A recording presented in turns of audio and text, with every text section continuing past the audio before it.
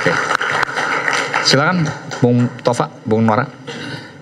Bung Tova Lemon. Ini paling enak itu ngomong media sosial.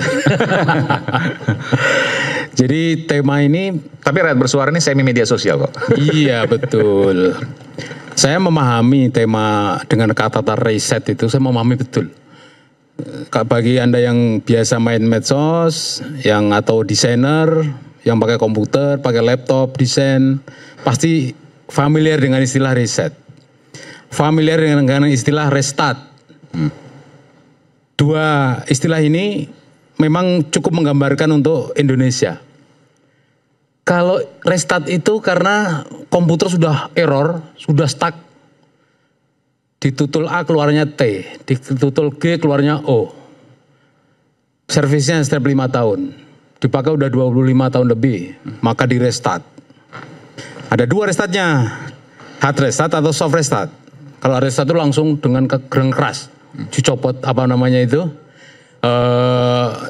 colokan listriknya, colok lagi, hidupin lagi. Tapi kita ini reset. Artinya seperti reset pabrik. Jadi dari nol lagi. Kenapa kok bisa di-reset sampai nol? Bapak Ibu sekalian, kalau di medsos itu dia pusing gak bakal ikut mikir seperti yang kata Bu Budiman, beliau-beliau soal angka-angka, soal ini. Yang penting berubah. Yang penting berubah. Mereka nggak mikirin angka segala macam, 200 triliun segala macam. Salah pejabat kan sebelumnya yang mereka meskipun juga sama-sama koboi. Oke. Tapi koboi mereka tidak menyentuh dengan keinginan rakyat. Sama-sama pajak yang ngomongin dalam koboi itu, tapi dia tidak ngecun pikirannya, omongannya dengan apa yang diinginkan masyarakat. Ya ke Bu Sri Mulyani, ada LBP segala, lihat aja nih, saya contohkan 3 orang ini saya komparasi sekarang. Siapa? Pak Purbaya, Bu Sri Mulyani, sama LBP. Oke. LBP ngomong apa coba? Ditanya tahun 2024 menjelang pemilu oleh wartawan. Bapak mau kemana 2024? Jabatan Bapak sudah banyak sekali, bertumpuk-tumpuk, berderet-deret itu. Saya loyal kepada istri. Istri sudah pesan kita istirahat. Jadi kita akan istirahat. Masih ingat gak kalimat itu? Itu familiar. Jadi media sosial gak bisa dibohongin karena ada jejak digitalnya. Tapi sekarang beliau jadi apa? Jadi omongannya sebenarnya itu seperti ngagetin warganet gitu. Hebat sekali ya. Pak LBP itu betul-betul mau istirahat gitu karena warga istri, loyalis istri gitu. Tapi dalam faktanya sekarang adalah beliau masih menjabat. Bu Sri Mulyani ngomongin pajak, kalau kalian nggak mau bayar pajak, ya kalian silahkan pindah dari Indonesia. Berarti Anda nggak NKRI. Ini kan sebenarnya sama-sama koboi kan? Tapi lihat Pak Purbaya, saya nggak kenal Pak Purbaya ya, saya nggak kenal sama sekali. Kalau beliau ini tadi kenal ya. Pertama, tiba-tiba wajahnya itu kayak Anda ini bisa menyesuaikan dengan wajah-wajah Gen Z itu, menyenangkan gitu. Ini lihat wajah beliau ini kasat mata dulu. Ada harapan.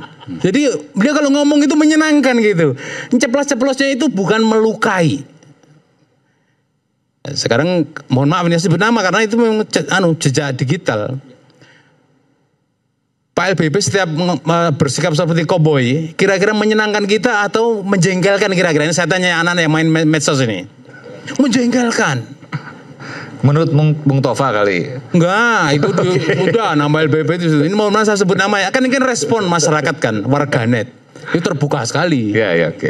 Pernah lakukan survei itu? Gaya koboi juga. Nah, tapi persoalannya kenapa Purbaya lebih disukai? Karena ngecun dengan hati masyarakat zaman sekarang. Jadi gini, perubahan-perubahan ini itu terjadi karena ada, mohon maaf ya, keterasingan. Istilah keterasingan ini ada sejak zaman Islam awal. Ya. Kalau kebaikan hadir di saat jahiliyah, itu juga ada perubahan.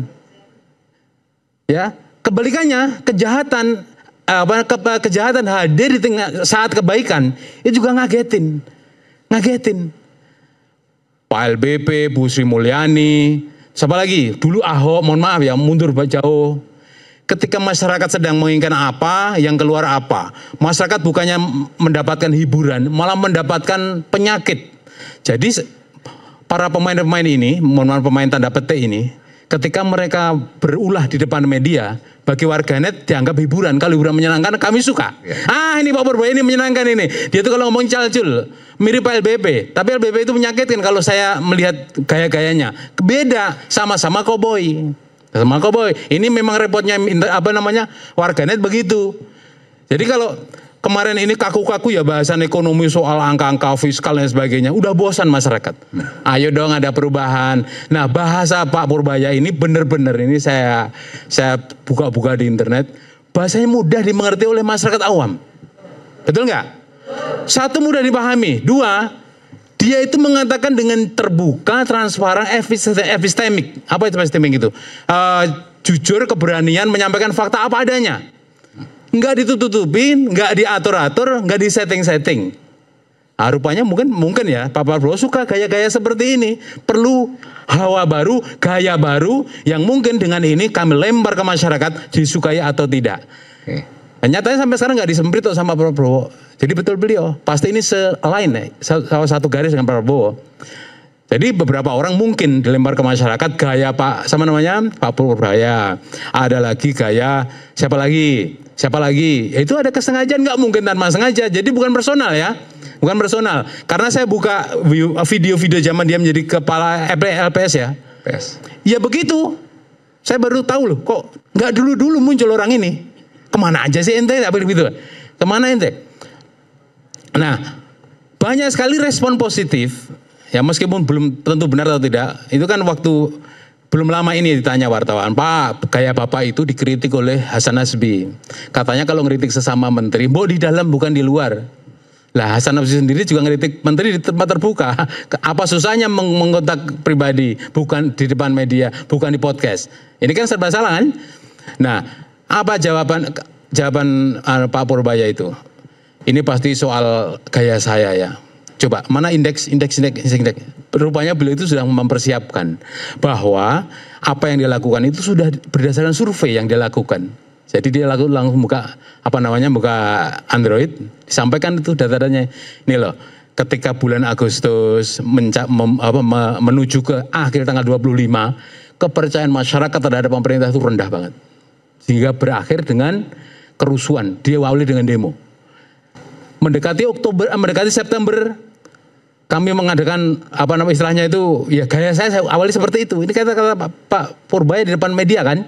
Saya ingin lihat respon masyarakat, responden seperti apa. Ternyata naik persepsi kepercayaan publik kepada pemerintah naik dengan gaya seperti itu. Jadi bukan asal ngomong, bukan asbun, tapi berdasarkan riset atau penelitian yang dia lakukan. Ini hebatnya Pak Purbaya ini.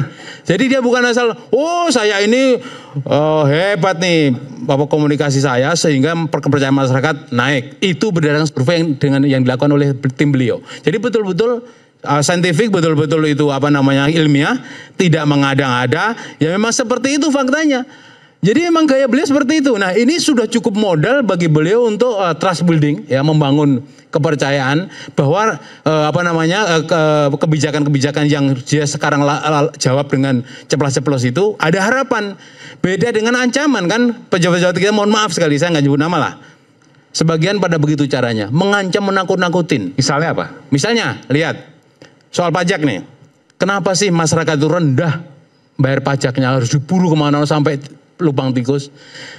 Sementara yang dikejar-kejar ini ya kalau pengusaha kakap itu beda lagi lah. Ini masyarakat kecil, mohon maaf ya, masyarakat kecil.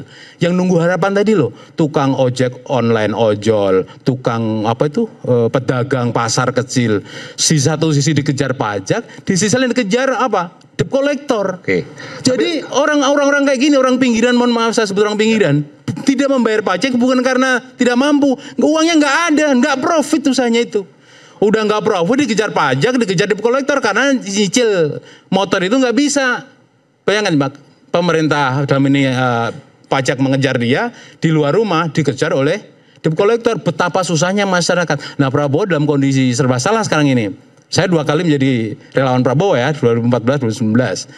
Saya tahu betul. Jadi serba salah. Kalau dulu pikiran beliau kemungkinan ya setelah menjadi presiden ya menjadi dalang, ngatur semuanya bisa dia sendirian. Tapi karena tanda petik kecelakaan sejarah tahun 2024 dia sekarang nggak bisa mandiri. Karena ada bayang-bayang Jokowi Di belakang bersama timnya ada bayang-bayang siapa ini? Gibran yang dipersoalkan masyarakat, ada ijazah yang dipersoalkan. Jadi Anda jangan khawatir kalau hanya 24.000 apa tadi utang luar negeri. Triliun. Pak Jokowi masih ngantongi 11.000 luar negeri. 11.000. Gak usah khawatir. Dari mana datanya? Dulu pidato kan beliau.